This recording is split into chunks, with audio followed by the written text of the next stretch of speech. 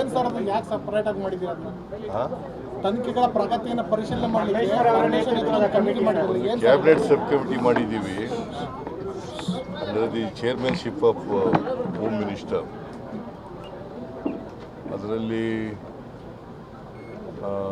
ಕೃಷ್ಣ ಬೈರೇಗೌಡ ಇದ್ದಾನೆ, ಪ್ರಿಯಾಂಕ್ ಖರ್ಗೆ ಇದ್ದಾನೆ, ಸಂತೋಷ್ ಲಾಡ್ ಇದ್ದಾನೆ, ಎಚ್ ಕೆ ಪಾಟೀಲ್. ಕಾರಣ ಯಾಕಪ್ಪ ಅಂತಂದರೆ ನಾನು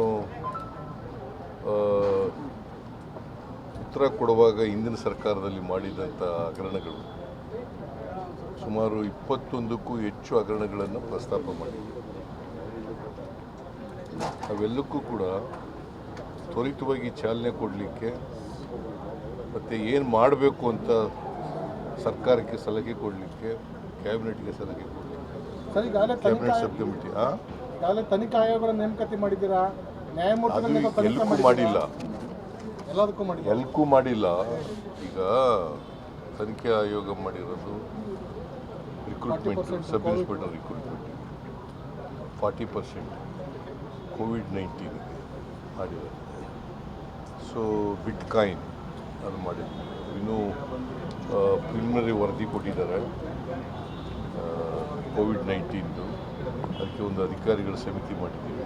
ಅವರು ಏನು ಮಾಡಬೇಕು ಅಂತ ಶಿಫಾರಸು ಮಾಡಿ ಕ್ಯಾಬಿನೆಟ್ ಕೊಡ್ತಾರೆ. ಅದಾದಮೇಲೆ ಸರ್ ಈಗ ನೀವು ಈ ಕಮಿಟಿ ಇನ್ನೂ 40% ಇನ್ನೂ ಕೊಟ್ಟಿಲ್ಲ, ಇನ್ನೂ ಆಗಿಲ್ಲ ಸರ್. ಈಗ ಈ ಕಮಿಟಿ ಮಾಡಿ ಇವರು ಏನು ವರದಿ ಕೊಡ್ತಾರೆ ಸರ್? ಯಾರು ಇವ್ರೇನು ತನಿಖೆ ಏನು ಮಾಡ್ತಾರೆ, ರಿವ್ಯೂ ಮಾಡ್ತಾರೆ? ಸಬ್ ಕಮಿಟಿ ಏನು ರಿವ್ಯೂ ಮಾಡ್ತಾರೆ? ಈಗ ಯಾವ್ಯಾವ ಕೇಸ್ನಲ್ಲಿ ಯಾವ್ಯಾವ ಹಂತದಲ್ಲಿ ಇದ್ದಾವೆ ಅಂತ ಎಲ್ಲ ನೋಡಬೇಕು. ತನಿಖೆ ಯಾವ್ಯಾವ ಹಂತದಲ್ಲಿದ್ದಾವೆ, ಬೇರೆ ಈಗ ಮಾಡದೇ ಇದ್ದರೆ ಯಾಕೆ ಮಾಡಿಲ್ಲ, ಮಾಡಬೇಕಾಗಿದೆ, ಇವನ್ನೆಲ್ಲ ನೋಡಲಿಕ್ಕೆ ಒಂದು ಕಮಿಟಿ ಮಾಡಿ ಮತ್ತು ಶಿಫಾರಸು ಮಾಡಲಿಕ್ಕೆ ಮಾಡ್ತಾಯಿದ್ವಿ. ಮತ್ತು ಸುಮ್ಮನೆ ಇರಪ್ಪ ನೀನು, ನಾನು ಹೇಳೋಕ್ಕೂ ಮುಂಚಿತ ನೀನೇ ಪ್ರಶ್ನೆಗಳು ಕೇಳಿದ್ರೆ ಹೇಳಿ. ಅದಕ್ಕೆ ಒಂದು ಸಮಿತಿ ಮಾಡಿದ್ದೀವಿ. ಆ ಸಮಿತಿಯವರು ವರದಿ ಕೊಡ್ತಾರೆ ಮತ್ತು ಏನು ಕ್ರಮ ತಗೋಬೇಕು ಅಂತ ಸೂಚಿಸ್ತಾರೆ, ಆ ಥರ ಮಾಡ್ತೀವಿ. ಸರ್, ಈಗ ಎಲ್ಲ ಕಮಿಟಿಗಳು ನೇರವಾಗಿ ನಿಮಗೆ ವರದಿ ಮಾಡ್ಕೊಳ್ತವೆ, ಎಲ್ಲ ತನಿಖಾ ಆಯೋಗಗಳು ನಿಮಗೆ ವರದಿ ಮಾಡ್ಕೊಳ್ತವೆ. ಇನ್ನೊಂದು ಕಮಿಟಿ ಮಾಡಿ ಅವರು ಮಾಹಿತಿ ಕೊಟ್ಟು ಅವರು ಸಲಹೆ ಕೊಟ್ಟು ಅಲ್ಲ, ಅದಕ್ಕೆ ತ್ವರಿತವಾಗಿ ಕೊಡಿ ಅಂತ ಹೇಳಿ 1 ತಿಂಗಳೊಳಗಡೆ 2 ತಿಂಗಳೊಳಗಡೆ ಕೊಡಬೇಕು. ಸರ್, ಈಗ ಬಿಜೆಪಿ ಅವರು ಇದು ದ್ವೇಷದ ರಾಜಕೀಯ ಅಂತ ಆರೋಪ ಮಾಡ್ತಾ ಇದ್ದಾರೆ ಸರ್. ಅವ್ರು ನನ್ನ ಮೇಲೆ ಮಾಡಿರೋದು ಯಾವ ರಾಜಕೀಯ?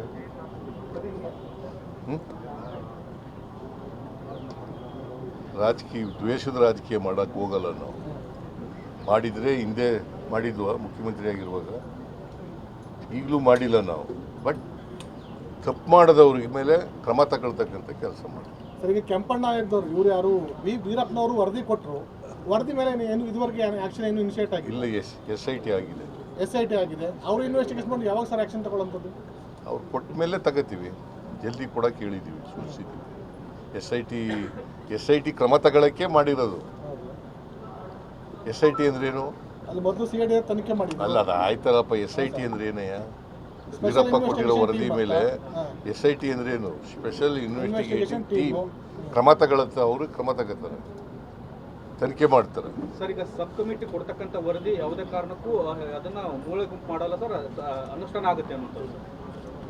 ನೀನೇ ಏನು ಮೂಲೆ ಗುಂಪು ಮಾಡ್ಕೊಡ್ತೀವಿ? ಯಾಕಂದ್ರೆ ಇಷ್ಟು ದಿನ ಮೂಲೆ ಗುಂಪಾಗಿದ್ದ ಅಂತಾನೆ ಆರೋಪ ಸರ್. ಇಲ್ಲಿವರೆಗೆ ಮೂಲೆ ಗುಂಪಾಗಿಲ್ಲ, ನಾವು ತಗೋತಾ ಇದ್ದೀವಿ. ಅದಕ್ಕೆ ಆಕ್ಸಿಲರೇಟ್ ಮಾಡೋಕ್ಕೆ ಮಾಡ್ತಾ ಇದ್ದೀವಿ ಅಷ್ಟೇ.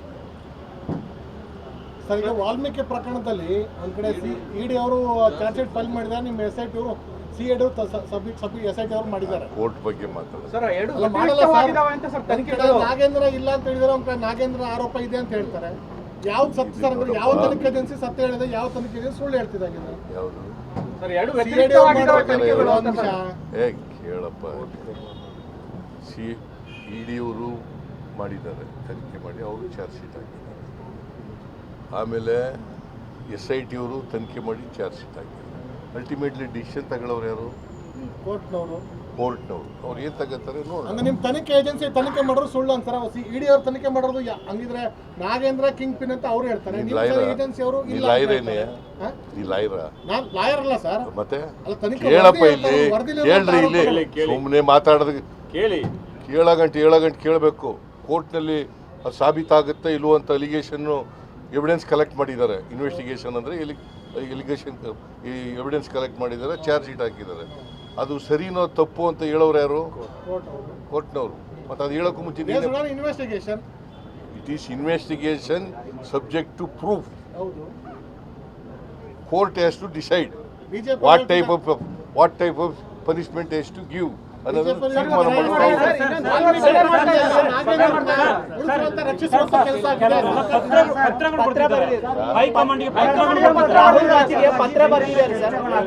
ಯಾರು ಒಬ್ರು ಮಾತಾಡ್ರಿ, ಅದಕ್ಕೆ ನಿಮ್ ಜೊತೆ ಮಾತಾಡಲ್ಲ ಅಂತ ಹೇಳೋದು. ಒಬ್ರು ಕೇಳ್ರಿ. ಕೆಲವರೆಲ್ಲ ಹೈಕಮಾಂಡ್ಗೆ ಪತ್ರವನ್ನು ಬರ್ತಿದ್ದಾರೆ, ಈ ಬಹಿರಂಗವಾಗಿ ಸಚಿವರಲ್ಲಿ ಹೇಳಿಕೆಗಳು ಕೊಡ್ತಿದ್ದಾರೆ. ಯಾರು ಹೇಳಿಕೆ ಕೊಟ್ಟಿಲ್ಲ. ಈಗ ನೋಡಿ, ಯಾರು ಚೀಫ್ ಮಿನಿಸ್ಟರ್ ಆಯ್ತೀವಿ ಅಂತ ಹೇಳಿಲ್ಲ, ಕುರ್ಚಿನೇ ಖಾಲಿ ಇಲ್ಲ. ಚೀಫ್ ಮಿನಿಸ್ಟರ್ ಆಯ್ತೀವಿ ಅಂತ ಯಾಕೆ ಹೇಳ್ತಾರೆ? ಅವ್ರೇನು ಎಲ್ಲರೂ ಏನು ಹೇಳ್ತಾರೆ? ಸಿದ್ದರಾಮಯ್ಯನವರೇ ಮುಂದುವರಿತಾರೆ ಅಂತ ಹೇಳ್ತಾರಲ್ವಾ? ಮತ್ತೆ ಸಿದ್ದರಾಮಯ್ಯ ಸೂಚನೆ ಕೊಟ್ಟರೆ ನಾವಾಗ್ತೀವಿ ಅಂತ ಹೇಳ್ತಾ ಇದ್ದಾರೆ. ಖಾಲಿ ಆದಾಗಲ್ವಾ ಯಾಕೆ ಸೂಚನೆ ಕೊಡ್ತಾರೆ? ಅವ್ರಿಗೆಲ್ಲ ಏನಾದ್ರು ಡೌಟ್ ಇದೆ ಸರ್? ತರ ಖಾಲಿ ಆಗತ್ತಾ ಆಗಲ್ವಾ ಅಂತ ಬಗ್ಗೆ